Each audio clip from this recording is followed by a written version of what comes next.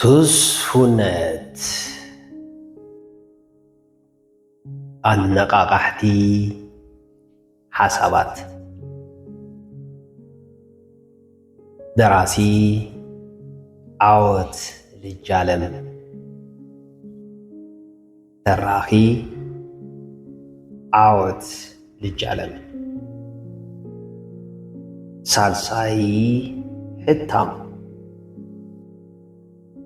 ምዕራፍ 9 አጠቃቅማ ጊዜ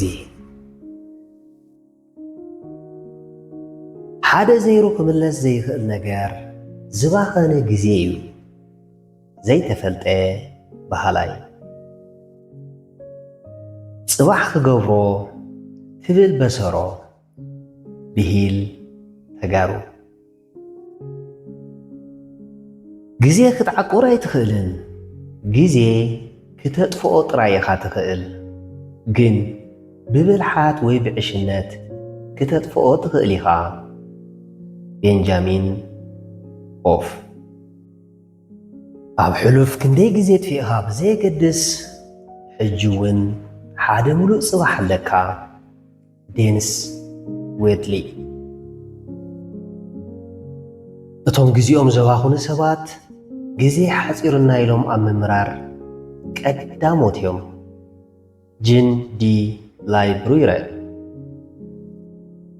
ኩልና ተወሳኺ ጊዜ ክህልወና ንምነ ኢና ግን ድማ እቲ ዘለና ጊዜ ነባኽኖ።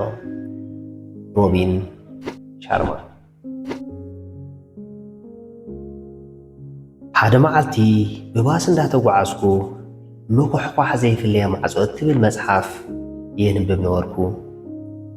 እንዳንበብኩ ጸኒሐ ካብ መጽሓፍ ዕጽፍ ኣቢለ ቅንዕ ምስ በልኩ ኣብ ጎነይ ተሳፊሩ ዝነበረ ሓደ መንእሰይ ክሪኣ ዶ በለኒ። ጽቡቕ ራእያ ኢለ ሂበዮ። ነዛ መጽሓፍ ኣገላበጣ ምዛ መጽሓፍ ንምልላይ ከይኮነስ ንምርመራ ዝፍትሻ ዘሎ እዩ ዝመስል። መንበቢያ ኢኻ ማለት እዩ በለኒ። እወ ደሓነ ግን ንምንታይ ሓቲትካኒ ኢለ መሊሳ ሓተትክዎ። ኣባስ መጽሓፍ ተንብብ እንተኾንካስ መንበባይ ክትከውን ኣለካ ኢለ ረኣዮ እንዶ ዝተሳፋራይ ሓደ እኳ መጽሓፍ ዘንብብ ኣይትረክብን ወይ ዘውግዕ ወይ ዝታኸስ እዩ በለ። ሓቂ እዩ ከምቲ ዝበሎ ዘወግዕን ዝታኸስን እምበር መጽሓፍ ሒዙ ዘንብብ ኣይነበረን። ዋላ ኻሊእ ጊዜ እውን ኣባስ መጽሓፍ ዘንብብ ሰብ ብዙሕ ኣይትርኢን ኢኻ። ብዛዕት መንበባይ ዲኻ ዝበልካኒ ኣብ ገዛይ ንእሽተይ ሸልፈላትኒ ብኣማይ ዝቝጸሩ መጽሓፍቲ ዝሓዘት እያ። ቁሳዊ ሃፍተይ ዳርጋ ክዳውንተይን መጽሓፍተይን እዮም በልክዎ። ከንብብ እንተነቓቓሕኹ ኢለ እዛንታ ካፊለ እዮም። ዝገርም እዩ። ኣነ ግን ቀደም ድሓን የንብብ ነይረ፣ ሎሚ ግን ሰነፌ ኣይንብብን በለኒ። እንታይ ጉዱ ጊዜ የብለይ። እንታይ ዲኻ ትሰርሕ? ሰራሕተኛ መንግስቲ እየ። ቀትሪ ብስራሕ ይውዕል፣ ኣብ ትርፊ ጊዜ ምሰይ ዕርክተይ ሻሂ ቡን ይብል። በቃ መንበቢ ጊዜ የብለይ። መንበቢ ጊዜ ከይኮነስ መንበቢ ድሌት እዩ ዘይብልካ። ከመይ ማለት? ሻሂ ቡን ንምባል ጊዜ ኣለካ ሓቀይ? ወ እሞ ካብኡ ቅንስ ኣቢልካ ዘይተንብብ ኣበይ ከኣኽለኒ? እንተነኣሰ ሓደ ሰዓት ኣብ መዓልቲ ዶ ትስእን? ሓደ ሰዓት ዳ እንታይ ከዓብሰለይ? ኣብ መዓልቲ ሓደ ሰዓት ማለት እኮ ኣብ ወርሒ 30 ሰዓት፣ ኣብ ዓመት ልዕሊ 360 ሰዓት፣ ኣብ 5 ዓመት ልዕሊ 1800 ሰዓት እዩ። ኮንግረስ ሓሰብክዎን በለ። ሓሳበይ ዝተረድኦ ምዃኑን ምግላጽ ርእሱ እንዳነቕነቐ ናይዚ መንእሰይ ጸገም ቀዳምነት ክወሃቦም ዝግባእ ዋኒናት ቀዳምነት ዘይመሃብ እዩ። ንምዝንጋዕ ጊዜ ረኺቡስ ንምንባብ ጊዜ የብለይን ኢሉ። እዚ ጸገም መብዛሕትና እዩ።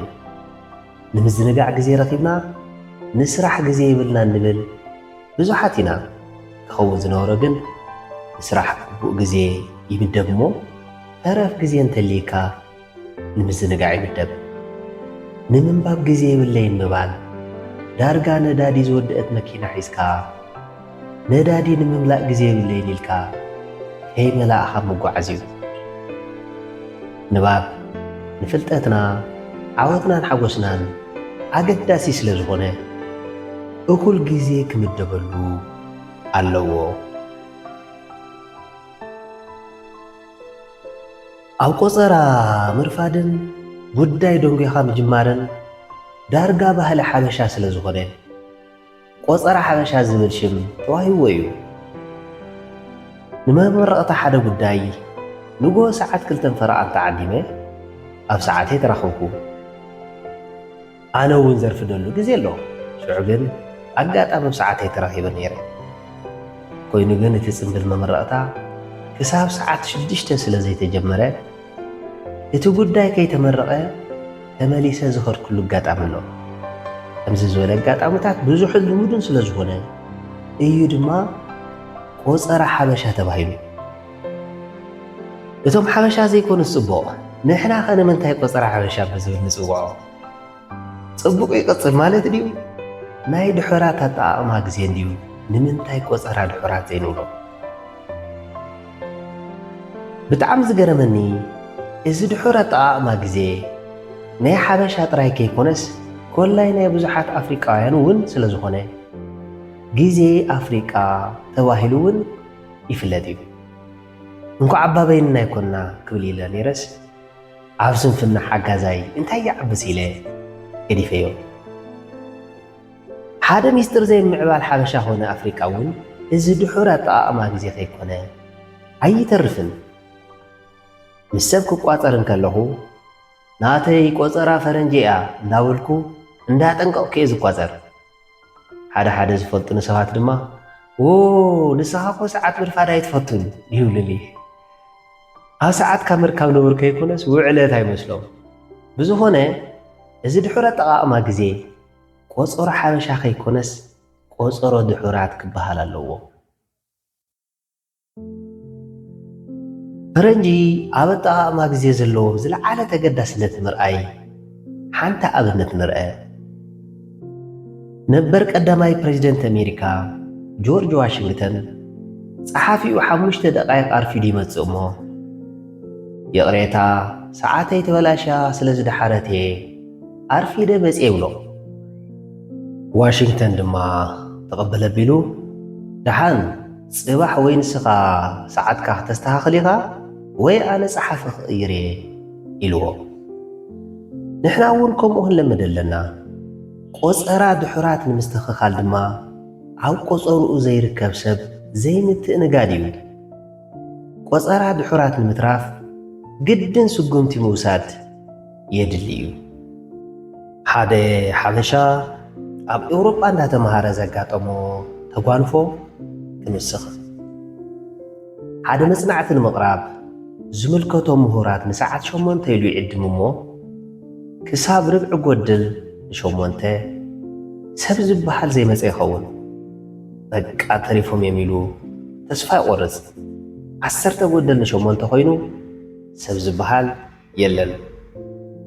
እታ ተሪፋቶ ዝነበረት ንእሽተይ ተስፋ መሊኣ ጠፊያ 5 ጎድል ምስ ኮነ ኣብ ውሽጢ 5 ደቓይቕ ኣዳራሽ መሊኡ።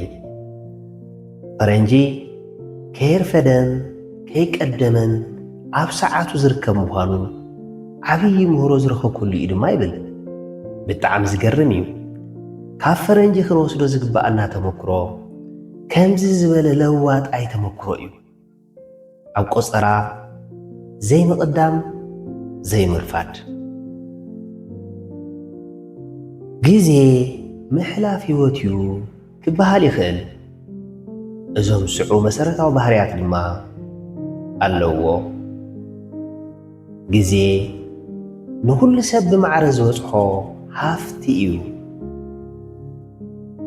ግዜ ዘይቕመጥን ዘይዕቆርን እዩ።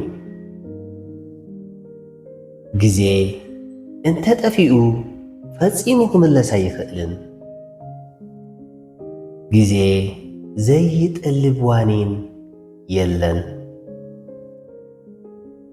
ግዜ ኣብዚ ዓለም እቲ ዝኸበረ ሃፍቲ እዩ።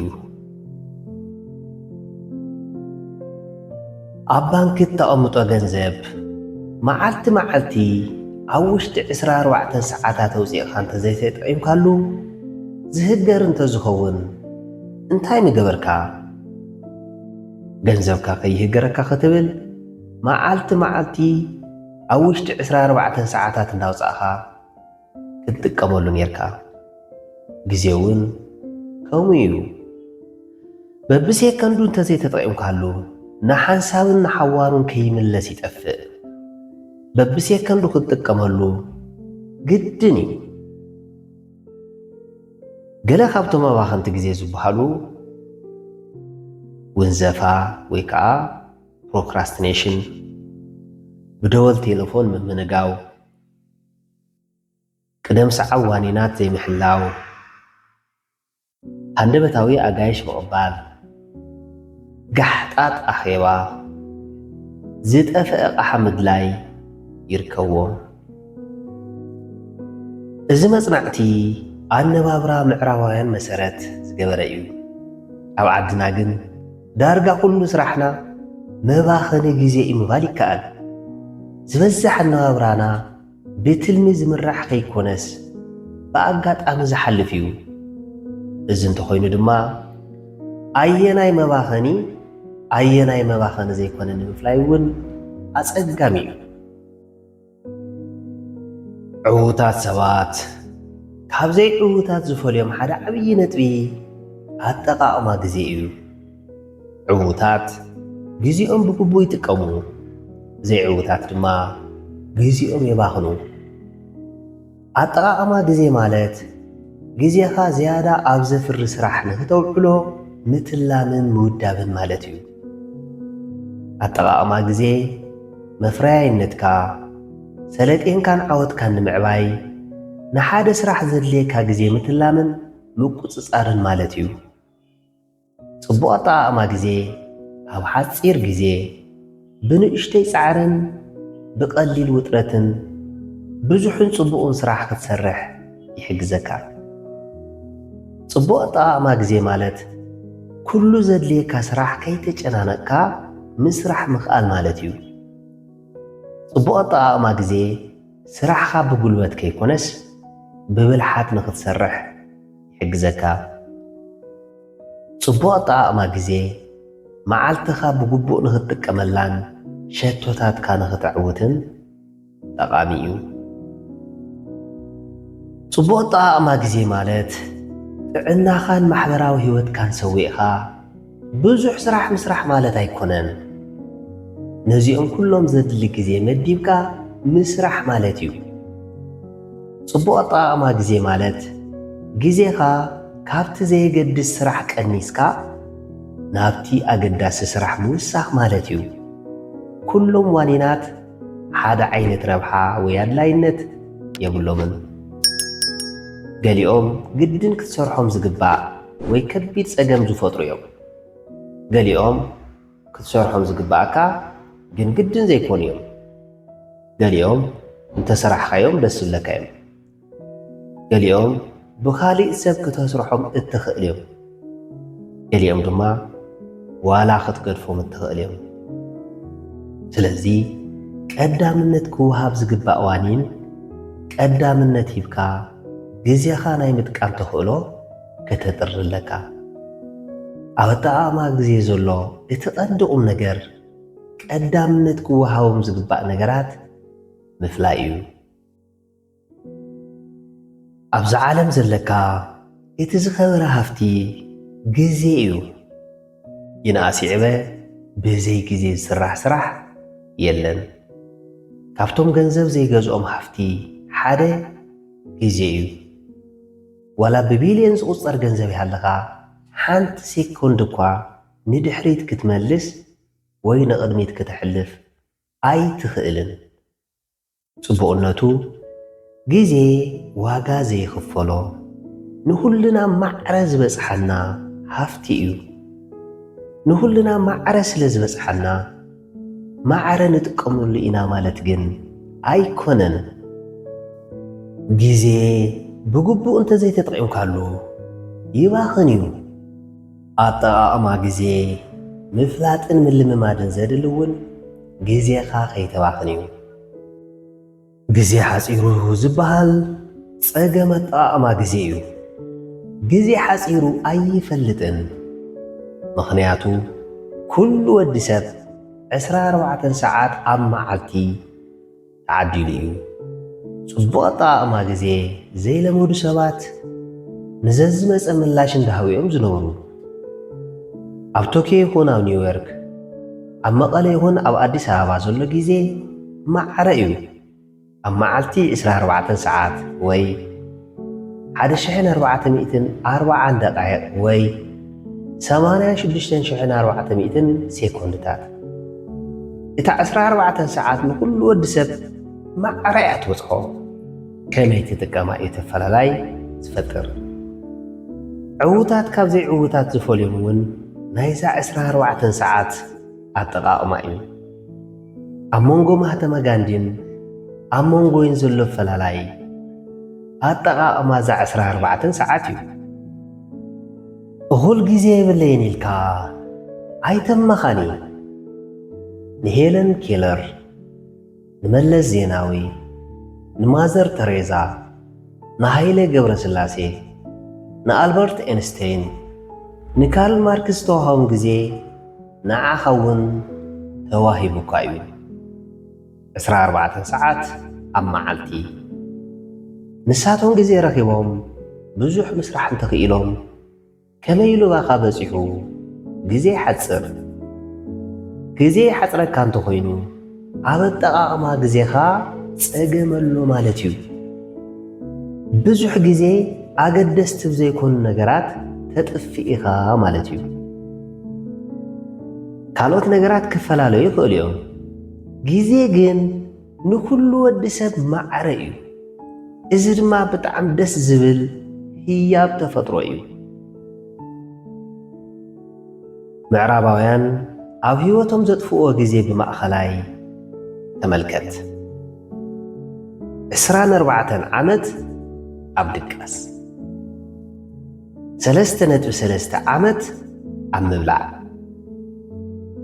5 ኣዋርሕ መብራህቲ ትራፊክ ኣብ ምጽባይ፣ 1 ዓመት ዝጠፍአ ኣቕሓ ኣብ ምድላይ፣ 2 ዓመት ደወል ቴሌፎን ኣብ ምምላስ፣ 4 ዓመት ዕዮ ገዛ ኣብ ምስራሕ፣ 5 ዓመት መስርዕ ሒዝካ ኣብ ምጽባይ፣ 13.8 ዓመት ኣብ ስራሕ። እዚ ብላዕሊ ተቐሚጡ ዘሎ ኣጠፋፍኣ ግዜ ናብ ዓድና እንተምፂእናዮ ክንደይ ሕቶኽቶኽ ምትወስኾ። እቲ ዝበዝሐ ግዜ ዝባኽነሉ ጉዳይ ድሕሪ ድቃስ ምናልባት ወረ ምኾነ። ወላ ምዕራባውያን እውን ሓደ ሰብ ብማእኸላይ 70 ዓመት ይነብር እንተኢልና ኣብ ስራሕ ዘጥፍኦ 13.8 ዓመት ጥራይ ምዃኑ ኣዝዩ ውሕድ እዩ። እቲ ዝበዝሐ ግዜ ዝጠፍእ ኣብ ድቃስ እዩ። ዳርጋ 2 ሰዓት ኣብ መዓልቲ ዝተበተነ ጠረጴዛ ኣብ ምስትኽኻል፣ ዝጠፍአ ኣቕሓ ኣብ ምእላሽ፣ ቆፀራ ኣብ ምሕላፍ፣ ንኣኼባ ኣብ ምድላው፣ ንስራሕ ኣብ ምድላው ከም ዝጠፍእ መጽናዕትታት ይሕብሩ። ምንም ከስቢ ዘይብሎም 2 ሰዓታት ኣብ መዓልቲ ይባኽኑ ኣለዉ ማለት እዩ። እዚ እውን ብዘበናዊ ኣነባብራ ምዕራባውያን ኮይኑ ናብ ሃገርና እንተምፂእናዮ ዝገደደ ከም ዝኸውን ፍሉጥ እዩ። ግዜ ባዕሉ ውስንን ሓፂርን እኳ እንተኾነ ዝበኣሰ ዝሕፅሮ ግና ኣጠቓቕማና እዩ። ጽቡቕ ኣጠቓቕማ ግዜ እዞም ዝስዕቡ ረብሓታት ኣለውዎ። 1 ውጥረት ትቕንስ። ግዜኻ ብግቡእ ትጥቀም እንተኾንካ ግዜኻ ኣብ ቁፅፅርካ ስለ እትገብሮ ውጥረት ትቕንስ ኢኻ። ምዕባለታትካ እውን ስለ እትዕዘብ ኮላይ ዓርሰ እምነት ትውስኽ ኢኻ። ብኣንጻሩ ግዜኻ ብግቡእ ዘይትጥቀም እንትኾንካ ኣየናይ ስራሕ ቀዲምካ ኣየናይ ከም እተድሕሪት ተሓዋወሰካ እሞ ትጨናነቕ።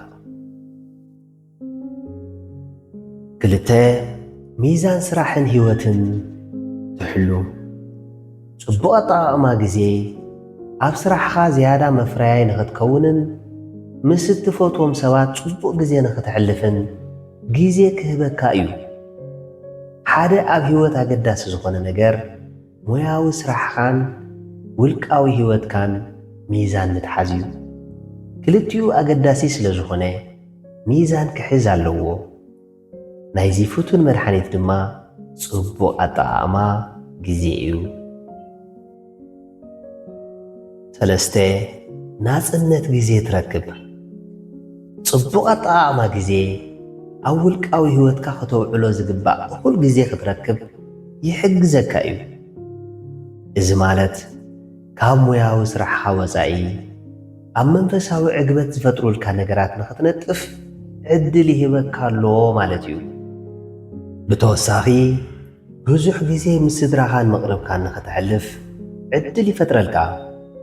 ካብዚ ብተወሳኺ ዕላማኻ ንኽተነጽርን ኣብ ዕላማኻ ንኽተተኩርን ዕድል ይህበካ። 4 ዝሓሸ ትኹረት። ጽቡቕ ኣጠቓቕማ ግዜ ትኹረትካን መፍረያይነትካን ይውስኸልካ እዩ። እዚ ድማ ስራሕትኻ ብጉልበት ከይኮነስ ብብልሓት ንኽትሰርሕ ክሕግዘካ እዩ። ጽቡቕ ኣጠቓቕማ ግዜ ኣብ ምንታይ ዝያዳ ከተተኩር ከም ዝግባኣካ ክሕግዘካ እዩ። ጽቡቕ ኣጠቓቕማ ግዜ ዝበለጸ ዕድል ንኽትረክብን ኣብ ዘይረውሑ ነገራት ግዜኻ ከይተባኽንን ይሕግዘካ እዩ። 5 ሸቶታት ናይ ምልላይ ክእለት። ጽቡቕ ኣጠቓቕማ ግዜ ሸቶታትካ ንኽተለሊ ንኽትጥቀምን ንኽትዕውትን ሓጋዛ እዩ። ብርግጽ ጽቡቕ ኣጠቓቕማ ግዜ ካብቶም ንዓወት ሓገዝቲ ክእለታት እቲ ቀንዲ እዩ ምባል ይከኣል። ጽቡቕ ኣጠቓቕማ ግዜ መፍረያይነትካ ንኽውስኽን ስራሕትኻ ብግቡእ ንኽተሳልጥን ይሕግዘካ እዩ። 6 ውንዘፋ ትቕንስ። ውንዘፋ ዝመጽእ ሰኣን ጽቡቕ ኣጠቓቕማ ግዜ እዩ። ሕማቕ ኣጠቓቕማ ግዜ ስራሕቲ ምውንዛፍን ምብትታህን እዩ ዘምጽእ። ውንዘፋ ድማ እቲ ቀንዲ ጸረ መፍረያይነት እዩ። ጽቡቕ ኣጠቓቕማ ግዜ ሎማዓንቲ ክትሰርሖ ዝግባእ ንኻሊእ ግዜ ከይተወንዝፍ ክሕግዘካ እዩ። ግዜኻ ብግቡእ እንዳተጠቐምካ ዘይትዕወተሉ ኣጋጣሚታት ክህሉ ይኽእል እዩ። ግዜኻ ብግቡእ ከይተጠቐምካ ብዘላቕነት ክትዕወት ግና ኣይትኽእልን። ሲው ቻፕማንን ሚካኤል ሩፕረድን ዝተባሃሉ ሊቃውንቲ ጊዜኦም ብግቡእ ዝጥቀሙ ሰባት ዘለዎም ብልጫ ከምዚ ዝስዕብ የቐምጥዎ። ዝበለጸ መፍረይቲ እዮም። ዝደለይዎ ንምፍጻም ዝበለጸ ጸዓት ኣለዎም። ብዙሕ ኣይጨናነቑን። ዝደለይዎ ናይ ምግባር ተኽእሎ ኣለዎም። ብዙሕ ስራሕ ናይ ምፍጻም ብቕዓት ኣለዎም። ምስ ሰባት ሰናይ ረኽቢ ይገብሩ እዮም። ብዛዕባ ነፍሶም ጽቡቕ ስምዒት ኣለዎም።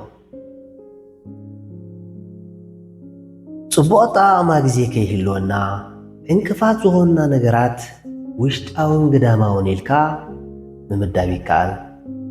ካብቶም ውሽጣዊ ዕንቅፋታት ዝበሃሉ ዓርስኻ ምቁጽጻር ምስኣን፣ ውንዘፋ፣ ምልዕዓል ምስኣን፣ ጭንቀት፣ ንኹሉ ሰብ ክተሐጉስ ምጽዓር፣ ብሓደ ግዜ ብዙሕ ክትሰርሕ ምድላይ ምጥቃስ ይከኣል። እዞም ውሽጣዊ ጸገማት ኣብ ናይቲ ውልቀ ሰብ ኣመል ባህርን ተግባርን ዝድረኹ እዮም። እቲ ካልኣይ ብድሆ ገዳማዊ እዩ። ካብቶም ገዳማዊ ብድሆታት ጻዕቒ ስራሕ፣ ሕማቕ ቦታ ስራሕ፣ እኹል ሃፍቲ ዘይምህላው፣ በተንቲ ነገራት ምጥቃስ ይከኣል። ደጋዊ ብድሆታት ካብቲ ውልቀ ሰብ ዝፍልፍሉ ይኮኑን፣ ግን እዚኣቶም እውን ከመይ ምላሽ ከም እትህበሎም ብምጥባብ ሳዕቤኖም ክትቅንሶ ትኽእል ኢኻ። ጽቡቕ ኣጠቓቕማ ግዜ ከም ዘይብልካ ዘመላኽቱ እዞም ዝስዕቡ ነገራት ተመልከት። ሓደ ስልጠት ዘይብሉ ስራሕ፣ ጽቡቕ ዘይኮነ ኣጠቓቕማ ግዜ ስራሕኻ ኣሳልጦን ውፅኢታውነትን ስለ ዘይህልዎ በቲ እትደልዮ ደረጃ ከይትዕወት ይዓክተካሎ ማለት እዩ። ክልተ ብኽነት ግዜ፣ በቲ ሓደ እንዳውረኻ በቲ ካሊእ ድማ ስራሕ ትሰርሕ እንተኾንካ ኣእምሮኻ ስለ ዝበታተን ግዜ ተባኽነ ኣለኻ ማለት እዩ። ሰለስተ ምስኣን ቁፅፅር፣ ቀፂልካ እንታይ ከም እትሰርሕ ዘይትፈልጥ እንተኾንካ ህይወትካ ካብ ቁፅፅርካ ወፃእ ስለ እትኸውን ናብ ውጥረትን ጭንቀትን ክትኣቱ ትኽእል። ኣርባዕተ ፅሬት ዘይብሉ ስራሕ፣ ዘይፅቡቕ ኣጠቓቕማ ግዜ ብቐንዱ ዝጎድእ ፅሬት ስራሕ እዩ። ሕማቕ ኣጠቓቕማ ግዜ ኣብ ዝሓዝካዮ ስራሕ ትኹረት ከይትገብር ስለ ዝገብረካ ስራሕኻ ብፅሬት ክትሰርሕ ኣይትኽእልን። ሓሙሽተ ትሑት ክብሪ፣ ዓማዊልካ ወይ መስርሒኻ ኣብ ግዜኻ ክትውዳእ ኣይትኽእልን ኢሉ እንተኣሚኑ ክብሪ ክህበካ ይኽእልን። እዚ እንተኾይኑ ድማ ካሊእ መማረፂ ክደልዩ ክግደዱ። ግዜኻ ብብልሓትን ብጥበብ ምጥቃም ክትክእሎ ዘለካ ጥበብ እዩ። ኣጠቓቕማ ግዜ ከም ምግላብ ብሽክሌታ ወይ ከም ምጽዋት ክራር ወይ ከም ንግሆ ንግሆ ምትሳእ ክልመድ ዝኽእል ኣመል እዩ። ኣጠቓቕማ ግዜ ከም ዝኾነ ተኽእሎ ዝልመድን ዝምዕብልን ስለ ዝኾነ ንስኻ እውን ክትለምዶ ትኽእል ኢኻ። እቲ ፈላማይ ኣድላይ ባእታ ግዜ ብግቡእ ክጥቀመለኒ ዝብል ውዑይ ድሌት እዩ። ኣጠቓቕማ ግዜኻ ንምምሕያሽ ዝሕግዙኻ እዞም ዝስዕቡ ስትራተጂታት ተመልከት። ሓደ ዕላማኻ ፍለጥ። እቲ ቀዳማይ ጉዳይ ዕላማኻ ምፍላጥ እዩ። ኣብ ህይወት ዕላማኻ እንታይ እዩ? ዕላማኻ ከይፈለጥካ ምጓዓዝ ዳርጋ ከይዓለምካ ምትኳስ እዩ። ኣብዚ ዓለም እቲ ዝለዓለ ትርጉም ዝህበካ እንታይ እዩ? ኩሉ ዘድልየካ ነገር እንተዝማልአልካ እንታይ ምገበርካ? ንገንዘብ ኢልካ ከይኮነስ ደስ ኢሉካ እትሰርሖ ስራሕ እንታይ እዩ? እዚኦም ዕላማኻ ንኽትፈልጥ ዝሕግዙኻ ሕቶታት እዮም። ግዜኻ ብግቡእ ትጥቀም ምህላውካ ንምፍላጥ ፈለማ ዕላማኻ ክትፈልጥ ኣለካ። ክልተ ሸቶታት ኣቐምጥ። ዕላማኻ ምስ ፈለኻ ነቲ ዕላማ መፈጸሚ ሸቶታት ክተቐምጥ ኣለካ። ክፍጸሙን ክዕቀኑን ዝኽእሉ ሸቶታት ኣቐምጥ። ሸቶ እንታይ ክትገብር ትደሊ? መዓዝ? ከመይ? ብኸመይ ዝብሉ ሕቶታት ዝምልስ እዩ። ገንዘብ ክዓቁር ይደሊ እየ ዝብል ሸቶ ኣይኮነን። ኣብ ወርሒ ብር 1,000 ክዓቁር እየ ዝብል ግን ሸቶ እዩ። ሸቶታት ንጹራት፣ ዝዕቀኑ፣ ዝፍጸሙ፣ ኣድለይቲን ብግዜ ዝተደረቱን ክኾኑ ኣለዎም። ሸቶታት እንድሕር ዘየቐሚጥካ ጊዜኻ ብግቡእ ትጥቀም ዘለኻ ወይስ የለኻን ምግምጋም እውን ኣይከኣልን። 3 ቀዳምነት ዝወሃቦም ጉዳያት ፍለጥ። ነገራት ብንውሓቶም፣ ብህፁፅነቶም፣ ብረብሖኦም፣ ብኸይዶምን ብዘምፅዎ ሽልማትን ፈላሊኻ ከተቐምጦም ትኽእል ኢኻ። ህፁፅን ኣገዳስን ጉዳይ ክትፈልለካ። እቶም ብጣዕሚ ገደስቲ ዝኾኑ ነገራት ህፁፃት ዘይክኾኑ ይኽእሉ እዮም። ብዙሕ ግዜ ዝጠፍእ ግና ኣብ ህፁፃት ጉዳያት እዩ። ንኣብነት ቴሌፎን ኣብ ምድዋልን ምቕባልን እተጥፍኦ ግዜ ሕሰብ እሞ እዚ ንዓኻ ክንደይ ዝኣክል ኣድላይ ከም ዝኾነ መርምር። ንምንታይ እዚ ይገብር ኣለኹ? ንህይወተይ ኣገዳሲ ድዩ? ትርጉም ዘለዎ ድዩ? ዝብል ሕቶታት ሕተት። ብኣንጻሩ ምህሮ ኣገዳሲ እዩ፣ ግን ክንደይ ግዜ ትህቦ? ሓደ ካብቶም ዝሓመቐ ኣጠቓቕማ ግዜ ሓደ ብስሩ ክስራሕ ዘይነበሮ ነገር ብጣዕሚ ጽቡቕ ጌርካ ምስራሕ እዩ ይብል ብራያን ትሬሲ ዝበሃል ጸሓፋይ። ነገራት ኣጸቢቕካ ምስራሕን ክስርሑ ዝግብኦም ነገራት ምስራሕን ፈላሊኻ ርአ። ኣብቶም ክስርሑ ዝግብኦም ኣተኩር። ካብ መንጎኦም ቀዳምነት ንዝወሃቦም ቀዳምነት ሃብ። 4 ኣንጊህካ ጀምር። መዓልትኻ ብግቡእ ንኽትጥቀም ኣንጊህካ ተስእ። ኣንጊህካ ተሲእኻ ስራሕትኻ ጀምር። ግዜ ሓፅረንሎ ትብል ትኸውን እሞ ካብቲ ትትስአሉ ዝነበርካ 1 ሰዓት ኣቐድም ኣቢልካ ዘይትትስእ። ኣንጊህካ ተሲእኻ ማለት ተብተብ ከይበልካ እንታይ ክትሰርሕ ከም ዝግባኣካ ሓሲብካ ስራሕትኻ ክተሳልጥ ትኽእል ኢኻ ማለት እዩ። ኣነ ኣንጊሄ ኣብ ዝተሳእኹሉ ግዜ ስራሕቲ ብጣዕሚ እዩ ዝሰልጠኒ። ኣርፊደ እንተተሲአ ድማ ብኣንጻሩ መዓልተይ ባኺናይ ኣትሓልፍ። 5 ሕጊ ፓሬቶ 80-20 ተጠቐም። እዚ ሕጊ ፓሬቶ ወይ ሕጊ 80-20 ዝበሃል ብሓደ ፓሬቶ ዝበሃል ጣልያናዊ ዝተሰየመ ሕጊ ማኔጅመንት ኮይኑ 80% ዝኸውን ዓብዪ ውፅኢት ዝመጽእ ብ20% ዝኸውን ንእሽተይ ምኽንያት እዩ ዝብል እዩ። ንኣብነት 80% ዓወትካ ዝመጽእ ብ20% ዝኸውን ጻዕርኻ እዩ። ወይ እውን 80% ዝኸውን ጸገምካ 20% ዝኸውን ትኽክለኛ ጉዳይካ ብምልላይ ዝፍታሕ እዩ። በዚ ሕጊ ፓሬቶ መሰረት ግዜ ዝሓፅረካ ዘሎ ኣብ ክንዲ ኣብ ውሕድን ውፅኢታውን ነገር ተድህብ ኣብቲ ብዙሕ ግን ዘይውፅኢታዊ ስለ እትብተን እዩ። ኣብ ውሑዳት ግን ውፅኢታዊ ነገራት ናይ ምድሃብን ምንሳጥን ልማድ ኣማዕብል። 6 ተልም። ጽቡቕ ኣጠቓቕማ ግዜ በጋጣሚ ይመጽእን። ጽቡቕ ኣጠቓቕማ ግዜ ጽቡቕ ትልሚ ይሓትት።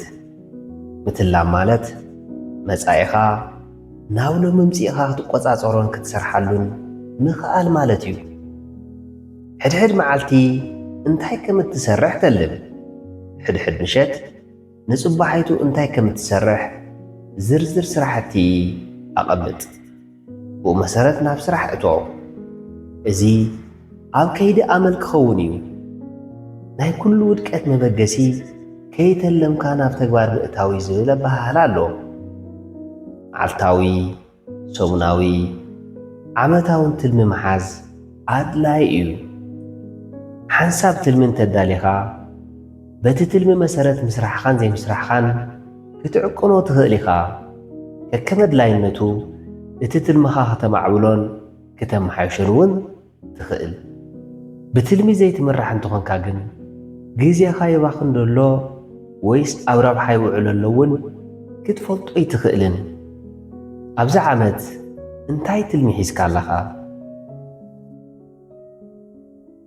شوعته تودب اتسرحلو طربيزا خونه اتنورلو ገዛ ዝተበታተነ ኣቑሑት ዝበዝሖ እንተኾይኑ ሸውሃት ስራሕ ይዓፁ እዩ ውጥረት እውን ይፈጥር እዩ ኣቑሑትካ ናይ ምጥርናፍን ስርዓት ናይ ምትሓዝን ልማድ ኣማዕብል ክዕቀቡ ዝግብኦም ዓቅብ ክፀንሑ ዝግብኦም ኣብ መፅንሒ ቦታ ኣቐምጥ ክውገዱ ዝግብኦም ድማ ኣወግድ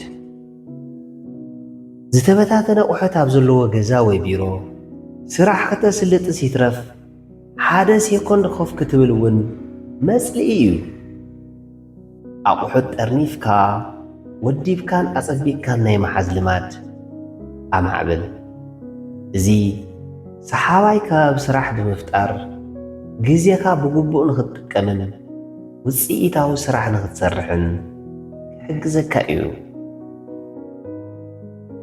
ሸሞንተ ግዜኻ ብግቡእ መድብ ስራሕ ቤተሰብ ኣዕርኽቲ ውልቃዊ ጉዳይ ምዝንጋዕ እዚኦም ኩሎም ኣብ ህይወትካ ነናይ ባዕሎም ግደ ኣለዎም ነናይ ባዕሎም ግዜ ድማ ይጠልቡ እንታይ መዓዝ ከም እትሰርሖ ፈሊሕካ ክተቕምጥ ኣለካ ንኣብነት ኩሉ ሻብ ሰንበት ሰንበት ምስ ስድራኻ ንምሕላፍ ግዜኻ ክትምድብ ትኽእል እዚ እንተኾይኑ ህፁፅን ኣድላይን ጉዳይ እንተዘየጋጢሙካ ሰንበት ንኻሊእ ጉዳይ ኣይተውዕላን ዝኾነ ኮይኑ ኩሉ ሻብ ንምሕላም ንምሕሳብ ንምንባብን ንምትላም ዝኸውን ግዜ መድብ እዚ ህይወትካ ንምፍታሽ ምዕባለኻን ውድቀትካን ንምፍላይን ቀጻሊ ህይወትካ ከመይ ከም እተመሓይሽ ንምትላምን ክሕግዘካ እዩ እዚ ምግባር ግዜ የብለይን ምባል ህይወተይ ንምምሕያሽ ግዜ የብለይን ከም ምባል ይቁፀር ህይወት ንምምሕያሽ ድሕሪ ግዜ ትስእን ንምንታይ ደኣ ግዜ ትረክብ ትሽዓተ ሓገዝቲ መድብ ሓደ ሰብ ኣብ ሓደ ሞያ ንፉዕ ኣብ ካሊእ ግን ኣይግድን ክኸውን ይኽእል እዩ ዋላ ብዙሕ ሞያ ንፉዕ እንተኾነ ንኩሉ ከርክበሉ ይኽእልን በይንኻ ኩሉ ነገር ክትሰርሕ ክእለት እውን ግዜ እውን የብልካን ሓገዝቲ የድልዩኻ እዮም ናይ ብዙሓት ሰባት ፀገም ኩሉ ስራሕቶም ባዕሎም ክሰርሕዎ ምድላይ እዩ እዚ ኣብ ቀንዲ ጉዳያት ከየተኩሩ ዝገብር እዩ ካልኦት ዝበለፀ ክሰርሕዎ ዝኽእሉ ንኻልኦት ሂብካ ኣብቲ ባዕልኻ ግድን ክትሰርሖ ዝግባእካ ወይ ኣብሊፅካ ክትሰርሖ ትኽእል ኣተኩር ፅቡቕ ንዝሰርሓልካ ድማ ሽልማት ከይትርስዕ ስራሕ ምውካል ስንፍና ከይኮነስ ልቦና እዩ ብተወሳኺ ግዜ ዝቁጥቡ ቴክኖሎጂታት ማሽናትን ኣገልግሎታትን ምጥቃም እውን ካሊእ ሜላ ጽቡቕ ኣጠቓቕማ ግዜ እዩ 10 ውንዘፋ ኣቋርፅ ሓደ መዓልቲ ዝብል ኣባህላ ኣይሰርሕን ብድፍኑ ሓደ መዓልቲ ክሰርሖ እየ ዝብል ሰብ ክሰርሕ ዘይኽእል እዩ እንተኽኢልካ ሎማዓንቲ ስርሐዮ ሎማዓንቲ ክሰርሖ እንተዘይክኢልካ ቁርፅ ዝበለ መዓልቲ ኣቐምጠሉ በቲ ዘቐመጥካዮ ግዜ እንተተሳሊጡ ግርም እንተዘይተሳሊጡ ድማ ካብኡ ምህሮ ረኺብካ ኣብ ቀጻሊ ተሳልጦ ውንዘፋ ግን ፀረ ሰለጤንን መፍራይነትን እዩ ውንዘፋ ወይ ከዓ ፕሮክራስቲኔሽን ማለት ሓደ ኣገዳስን ሎሚ ክትሰርሖ ዝግባእን ስራሕ ጽባሕ ሎሚ እንዳበልካ ዘይምስራሕ እዩ ውንዘፋ ኮላይ ጀሚርካ ምቁራፅ ከልምደካ እዩ ጀሚርካ ተቋርፅ እንተደኣ ኾንካ ካሊእ ስራሕ ክትጅምርን ክትሓስብ ከም እተቋርፅ እንዳሓሰብካ ኢኻ ትጅምሮ እዚ ድማ ምቁራፁ ዘይተርፎ እዩ انت حاسبكايو ግበሮ انت ጀሚርካዮ ዛዝሞ ሓደ መዓልቲ ዝበሃል የለን ዘለካ ዝበለጸ ግዜ ሎማዓንቲ እዩ ሎማዓንቲ ናይ ምስራሕ ዓመል ኣማዕብል ወንዘፋ ኣቋርጽ ስራሕ ጀሚርካ ናይ ምቁራጽ ዓመል ኣቋርጽ 11 መመናገውቲ ተቆጻጽሮም ከም ዘይተሓሰበ ቴሌፎን ዘይተሓሰበ ወግዒ ምብዛሕ ቴሌቪዥን ኢሜል ማሕበራዊ ሚድያን ዘይተሓሰበ ተጓንፎን ዝመሳሰሉ ነገራት ካብቲ ዋና ዋኒንካ የዝብሉኻ እዮም ብፍላይ ንሕና ሓበሻ ኣነባብራና ብትልሚ ዝምራሕ ስለ ዘይኮነ ዘይሓሰብናዮም መባኽንቲ ግዜ ብዙሕ ግዜ እዮም ዘጥፉልና ንኣብነት ወረ ብዙሕ ግዜ እዩ ዝበልዕ ግን የድልየካ ድዩ ግዜኻ ይግብኦ ዶ እዚ ወረ ድሕሪ 10 ዓመት ህይወትካ ንቕድሚት ክወስዳ ይኽእል ዶ ካሊእ ኣብ መንገዲ ምሳኻ እንዳኸዱ ዘዝፈልጥዎ ሰብ ሰላም ክብሉ ደው ዘብሉኻ ኣጋጢሞም ዶ ይፈልጡ ክኸውን ዘለዎ ሰላም ኢልካ ናብ ዘምጻእካ ምሕላፍ ተወሳኺ ወግዒ እንተልይካ ድማ ተቋጺርካ ምርኻብ እዩ ከምዚኦም ዝበሉ መባኽንቲ ግዜ ተቆጻጸሮም ንዘይኸውን ኣይኸውንን ንዘይከኣል ኣይከኣልን ናይ ምባል ባህሊ ኣማዕብል ኣገዳሲ ዝኾነ ጉዳይ ንምስራሕ ግዜ ኣልሽካ ኮንካ እንትረኽቦ ባዕልኻ ኢኻ እቲ ግዜ ትፈጥሮ ሓደ ግዜ ትረኽበሉ ሜላ ድማ መባኽንቲ ግዜ ምቁጽጻር እዩ 12 ብሓደ ግዜ ብዙሕ ስራሕ ምስራሕ ግደፍ ብሓደ ግዜ ብዙሕ ስራሕ ምስራሕ ስራሕ የሳልጥ ኢሎም ዝሓስቡ ኣለዉ እዚ ግን ጌጋ እዩ ናብዚ ናብቲ ትብል እንተኾንካ ነቲ ሓደ ስራሕ እውን ብፅሬትን ብሰለጤንን ክሰርሖ ኣይትኽእልን ስለዚ ኣብ ሓደ ግዜ ሓደ ስራሕ ጥራይ ብምስራሕ ናብቲ ቀጻላይ ስራሕኻ ሕለፍ ኣብ ሓደ ግዜ ብፅሬት ክሰርሖ እትኽእል ሓደ ስራሕ ጥራይ እዩ ብሓደ ግዜ 2-3 ስራሕቲ ክሰርሕ እንተኢልካ ነቲ ሓደ እውን ኣጽፊፍካ ከይሰራሕካዮ ኢኻ ትተርፍ ሓደ ሰባት ብስልኪ እንዳዋግዑ ምስ ካሊእ ሰብ ብኣካል ዘዋግዑ ዝጽሕፉ ቴሌቪዥን ዝርእዩ ክዳን ዘስታርሩ ፀፍሒ ዝሰርሑ ኣለዉ እዚ ይከኣል እዩ ግን ዋላ ሓደ ስራሕ ብፅሬት ክሰርሑ ኣይኽእሉን ናብዚ ናብቲ ክብሉ ዋላ ሓዲኡ ብትኹረት ስለ ዘይሰርሕዎ ጽሩይ ስራሕ ኣይሰርሑን ምእንታን ስራሕኻ ብተመስጦ ሰሪሕኻ እቲ እትደልዮ ውፅኢትን ፅሬትን ክትረክብ ኣብ ሓደ ግዜ ስራሕ ኣይትደራርብ ኣብ ሓደ ግዜ ኣብ ሓደ ስራሕ ኣተኩር 13 ኣብ መንጎ ስራሕ ዕረፍቲ ውሰድ ኣብ መንጎ ስራሕ ዕረፍቲ ምውሳድ ፀረ መፍረያይነት ክመስል ይኽእል እዩ እቲ ሓቂ ግን ብኣንጻሩ እዩ ኣብ ሓደ ስራሕ ዕረፍቲ ከይወሰድካ ንነዊሕ ግዜ ትሰርሕ እንድሕር ደኣ ኮይንካ ብትኹረትን ብምልዕዓልን ክትሰርሕ ኣይትኽእልን ብስሩ እውን ኣብ መንጎ ስራሕ ዕረፍቲ ምውሳድ ማለት ዓርሰ ክንክን ምግባር ማለት እዩ ንኣካላውን ኣእምራውን ጥዕናኻ ዋጋ ትህበለኻ ማለት እዩ እዚ ድማ ብዓብይኡ ንሂወትካ ሓላፍነት ትወስደለኻ ማለት እዩ ኣብ መንጎ ስራሕ ሓፂር ዕረፍቲ ምውሳድ ሓንጎልካ ንኽሕደስን ዝያዳ ንቑሕ ንክኸውን ኢኻ ትገብሮ ኣብ መንጎ ስራሕካ ዕረፍቲ ውሰድ እቲ ዕረፍቲ ሓፂር ድቃስ ሓፂር ጉዕዞ እግሪ ወይ ሜዲቴሽን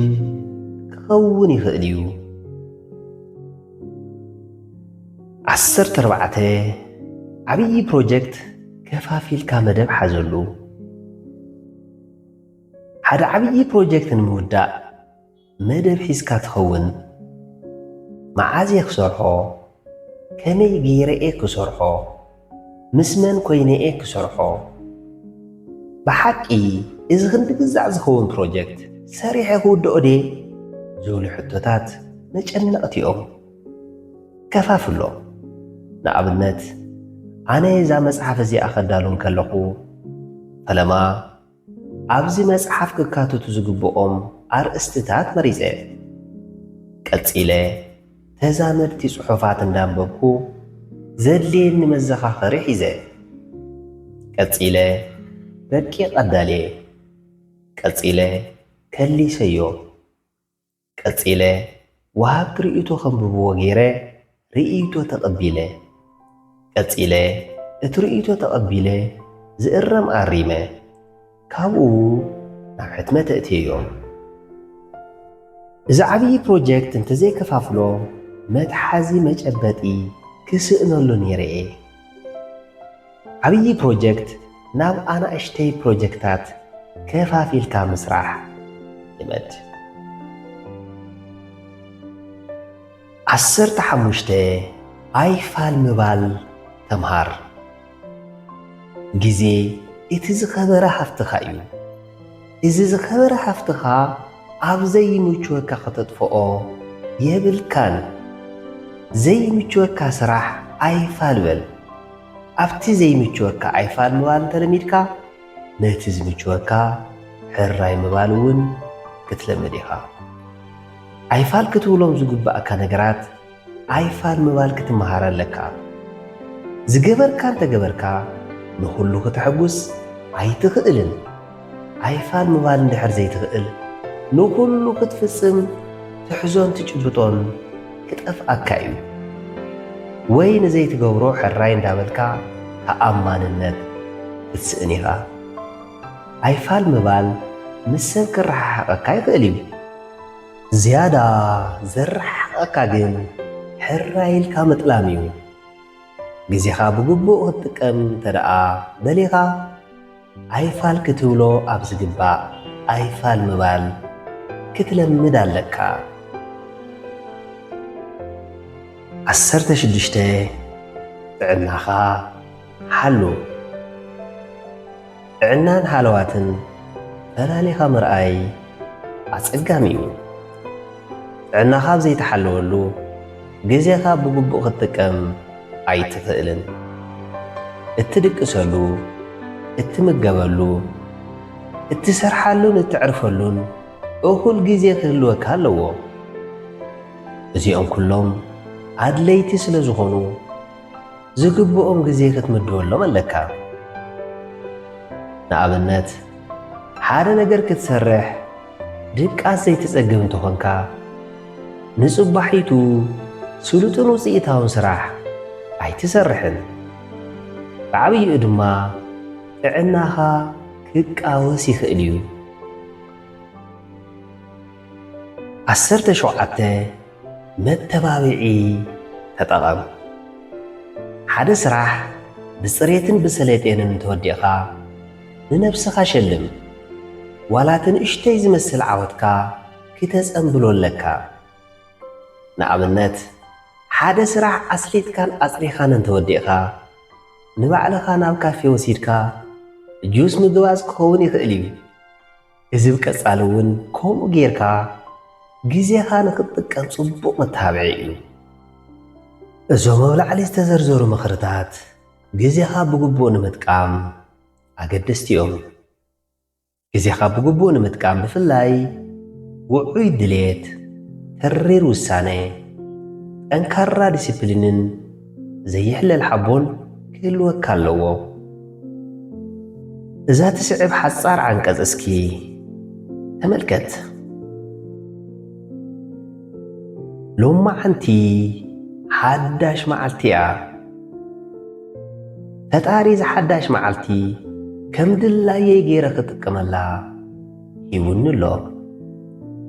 ከባኽና ወይ ንጽቡቕ ክጥቀመላ እኽእል እየ ሎማዓንቲ ዝሰርሖ ገዳሲ እዩ ምኽንያቱ ካብ ህይወተይ ሓደ መዓልቲ ከፍ ኢለሉ እየ ጽባሕ ክትመጽእ ኸላ እዛ መዓልቲ እዚኣ ናሓዋሩ ክትከይድ እያ ከክንደኣ ሓደ ዝለወጥክዎ ነገር ገዲፋ ክትከይድ እያ እዚ ለዊጠ ዝሓዝክዎ ነገር ከስቢ እምበር ክሳራ ክኸውን ኣይደሊን ጽቡቕ እምበር ሕማቕ ክኸውን ኣይደሊን ዓወት እምበር ውድቀት ክኸውን ኣይደሊን ምኽንያቱ በዚ ዝኸፈልክዎ ዋጋ ክሕበን እምበር ጽባሕ ክጠዓስ ኣይደሊን ኣስተውዕል ንኹሉ ሰብ ዝተዋህበ ግዜ 24 ሰዓት ኣብ መዓልቲ እዩ ኣጠቓቕማ ዛ 24 ሰዓት ግና ዓወትካን ውድቀትካን ክትውስን ትኽእል እያ ኣብ ኣጠቓቕማ ግዜኻ ተጣበብ ለውጡ ከተስተማቕሮ ኢኻ ኣብ መንጎ ዕዉታትን ዘይዕዉታትን ዘሎ ሓደ ዓብዪ ፈላላይ ኣጠቓቕማ ግዜ እዩ